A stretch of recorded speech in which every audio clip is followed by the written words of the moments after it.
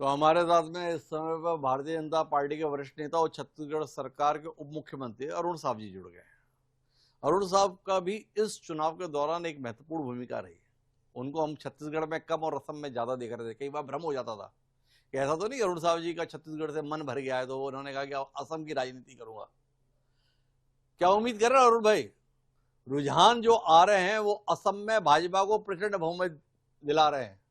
कितना मन लग गया आपका असम में?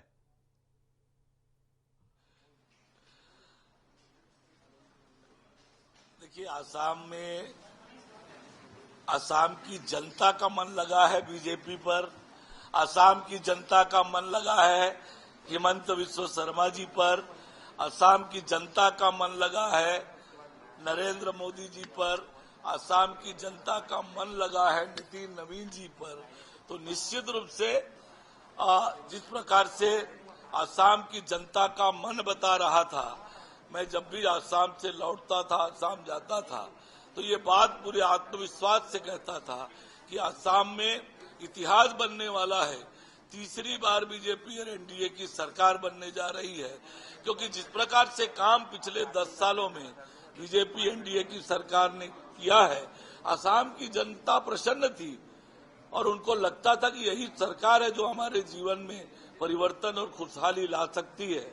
तो मुझे भी ये बहुत आनंद है कि मैं वहां पर जाकर काम किया और ऐसा जनादेश असम की जनता ने दिया है। अच्छा, एक बात बताओ अरुण भाई, जब असम की जनता इतनी खुश थी, हेमंता विश्वा शर्मा के नेतृत्व में भाजपा की सरकार थे, नीतियां इतनी अच्छी थी, सरकार में 10 साल से आप थे ही, तो फिर पसीना बहाने के लिए आप सबको छत्तीसगढ़ से क्यों बुलाया हुआ था? क्यों अरुण साहब जी को जो है छत्तीसगढ़ छोड़ के 3 महीने अपनी जिंदगी के जो है असम में बिताने पड़े? भाई पश्चिम बंगाल की तो बात समझ में आती है कि भाई सत्ता में नहीं थे, टीएमसी से मुकाबला था, धन बल बाहुबल जनबल सबसे लड़ना था। ये असम में आप लोगों को पसीना बहाने के लिए क्यों बुलाया अगर सब कुछ इतना ही अच्छा था?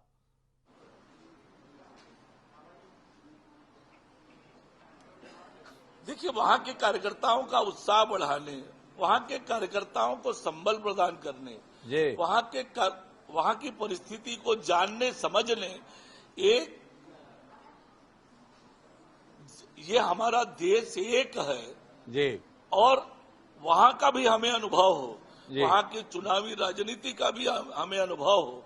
हम तो वहां के कार्यकर्ताओं के साथ मिलकर काम कर रहे थे, उनका उत्साह बढ़ा रहे थे।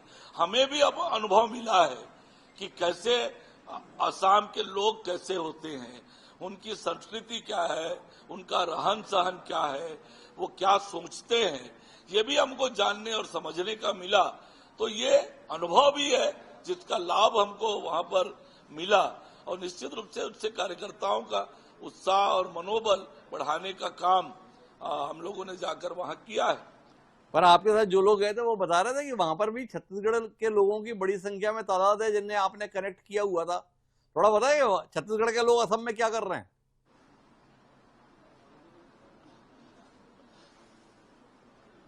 जी, बड़ी संख्या में छत्तीसगढ़ के लोग आसाम में हैं, जो चाय बागानों में काम करते हैं, अन्य छोटे मोटे काम करते हैं और बहुत पहले से वहां पर जाकर गए हुए हैं चाय के बागान में काम करने और धीरे धीरे करके वहीं के हो गए हैं। तो निश्चित रूप से पर अपनी संस्कृति, अपने विचार, अपने संस्कार छत्तीसगढ़ के वो भूले नहीं है। छत्तीसगढ़ के लोगों, हम लोग जैसे लोग जाते हैं तो बड़ी आत्मीयता से मिलते हैं, बड़े स्नेह से मिलते हैं और हमें भी अपने वो पुरानी यादों के साथ हमें भी जोड़ते हैं। तो छत्तीसगढ़ के बड़ी संख्या में लोग हैं वहां पर, उन सबसे मिलकर भी बहुत आनंद आया, अपनापन महसूस हुआ वहां पर। अच्छा, अब थोड़ा बात पश्चिम बंगाल की भी करते हैं।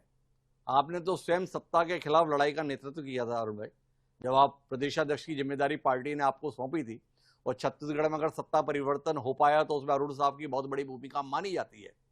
पश्चिम बंगाल में भी एक लंबी लड़ाई के बाद सत्ता परिवर्तन के आसार दिख रहे हैं। उमर गुजार दी आपने ये नारा लगाते हुए, जहां हुए बलिदान मुखर्जी वो कश्मीर हमारा है। हिम्मत नहीं पड़ती थी आप बोल पाओ कि जहां पैदा हुए मुखर्जी वो बंगाल हमारा है, पर इस बार होता हुआ दिख रहा है। क्या कहते हैं आप इसके संदर्भ में? नहीं, हमने पश्चिम बंगाल की जनता के लिए पूरी ताकत से लड़ाई लड़ी है, संघर्ष किया है। हमारे बड़ी संख्या में कार्यकर्ताओं ने अपनी प्राण की बाजी लगाई है उस पश्चिम बंगाल के कुशासन को उखाड़ फेंकने में, वो अत्याचारी सरकार को उखाड़ फेंकने में।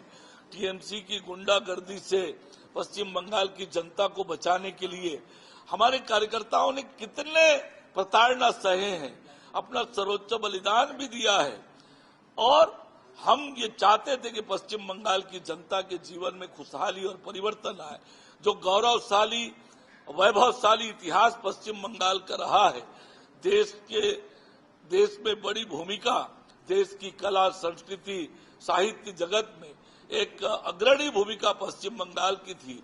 वो पश्चिम बंगाल को टीएमसी ने जिस तरह से दुर्दशा में बदल दिया था, तो निश्चित रूप से भारतीय जनता पार्टी की दृष्टि से ये बड़ी जीत है, बड़ा विजय है, बड़ा उपलब्धि है। और निश्चित रूप से पश्चिम बंगाल की जनता ने ये जो हौसला दिखाया है, ये भरोसा दिखाया है नरेंद्र मोदी जी के नेतृत्व पर, भारतीय जनता पार्टी पर, हमारे राष्ट्रीय अध्यक्ष नितिन नवीन जी पर, और कुशल रणनीति हमारे देश के गृह मंत्री आदरणीय अमित शाह जी ने किया है, उन पर भरोसा किया पश्चिम बंगाल की जनता ने। तो निश्चित रूप से ये देश की राजनीति के लिए टर्निंग पॉइंट है, बीजेपी की राजनीति के लिए एक बड़ी उपलब्धि है, और पश्चिम बंगाल निश्चित रूप से अपने पुराने वैभव और गौरव को अब प्राप्त करेगा। हम छत्तीसगढ़ में सत्ता परिवर्तन की बात कर रहे थे, तो आपके साथ एक महत्वपूर्ण किरदार सह प्रभारी के तौर पर उस समय पर नितिन नवीन थे। वो नितिन नवीन अब राष्ट्रीय अध्यक्ष हो गए, आपके पुराने सहयोगी। पश्चिम बंगाल जीत ले रहा, बिहार बिना लड़े कब्जे में ले लिए भाजपा वाले, बंगाल भी कब्जे में आ गया। आगे की रणनीति क्या है अरुण साहब नितिन नवीन की?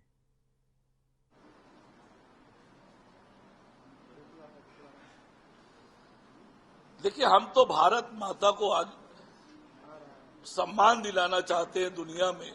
एक खुशहाल देश, एक समृद्ध देश, एक विकसित देश, एक विकसित भारत के निर्माण की कल्पना को लेकर हम काम कर रहे हैं।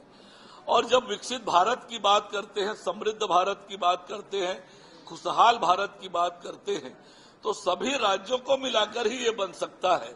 और उसी के लिए जो हमारा मुकाम चल रहा है, उसी के लिए हम आगे बढ़ रहे हैं, उसी दिशा पर आगे बढ़ेंगे। विकसित भारत के निर्माण का जो लक्ष्य है उसे पूरा करेंगे। तो विकसित भारत के सपने को पूरा करेंगे। अरुण भाई, आपको बहुत बहुत बधाई, बहुत बहुत शुभकामनाएं अंतिम परिणाम के लिए, बधाई तात्कालिक रुझान के लिए। असम जहां पर आपने पसीना बहाया वहां तो सरकार बनी गई, इस पे किसी को संशय नहीं। बंगाल के संदर्भ में भी अंतर काफी बढ़ गया है, तो कुल मिलाकर शुभकामनाएं आपको, आगे भी आपको याद करेंगे। तो ये थे हमारे साथ अरुण साव, छत्तीसगढ़ सरकार के उप मुख्यमंत्री, जो एक कुशल संगठनकर्ता के तौर पर भी पहचाने जाते हैं। बहुत मुग्ध हैं इस सफलताओं पर, ज्यादा मुग्ध इसलिए भी हैं कि उनके पुराने सहयोगी नितिन नवीन इस समय भाजपा के राष्ट्रीय अध्यक्ष हैं। अरुण साव और नितिन नवीन ने मिलकर भाजपा को छत्तीसगढ़ में सत्ता में लाने में बड़ी भूमिका निभाई थी। अब पश्चिम बंगाल में भाजपा सत्ता में आती हुई दिख रही है। टीएमसी के नेताओं को ये स्वीकारने में बहुत दिक्कत जा रही है।